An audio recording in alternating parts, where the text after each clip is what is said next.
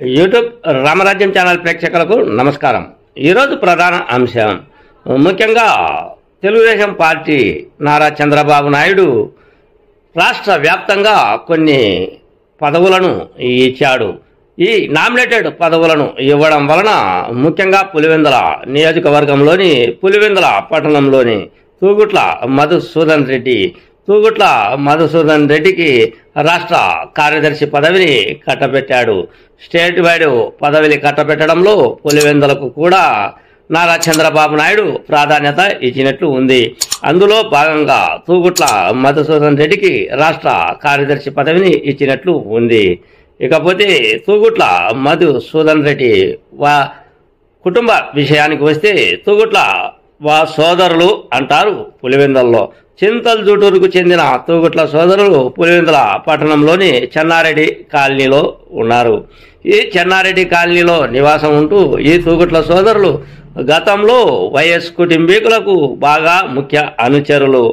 రాజారెడ్డి కానుంచి అటు తర్వాత దివంగత నేత రాజశేఖర రెడ్డి కానుంచి అటు తర్వాత వివేకానంద రెడ్డి కానుంచి ముఖ్య అనుచరులు తూగుట్ల సోదరులు. తూగుట్ల సోదరులకు చెందినటువంటి రామచంద్రారెడ్డి కావచ్చు, అటు తర్వాత సిద్ధారెడ్డి కావచ్చు.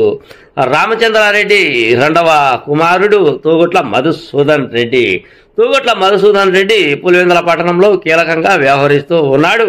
తెలుగుదేశం పార్టీ తరపున తెలుగుదేశం పార్టీలో కీలకంగా వ్యవహరిస్తూ ఉండడం వల్ల తూగుట్ల మధుసూదన్ రెడ్డికి రాష్ట్ర కార్యదర్శి పదవి ఇచ్చినట్లు ఉంది. ఇది ప్రస్తుతం ఇప్పట్లోనే సోషల్ మీడియాలో హల్చల్ వార్తాకథనంగా కొనసాగుతూ ఉంది.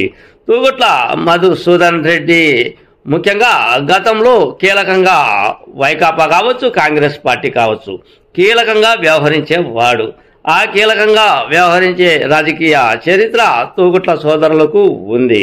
అయితే ప్రస్తుతం పులివెందుల ఎన్నికలు దగ్గర పడుతున్న కొద్దీ పులివెందులలో కూడా తెలుగుదేశం సత్తా చాటాల్సిన అవసరం ఉంది.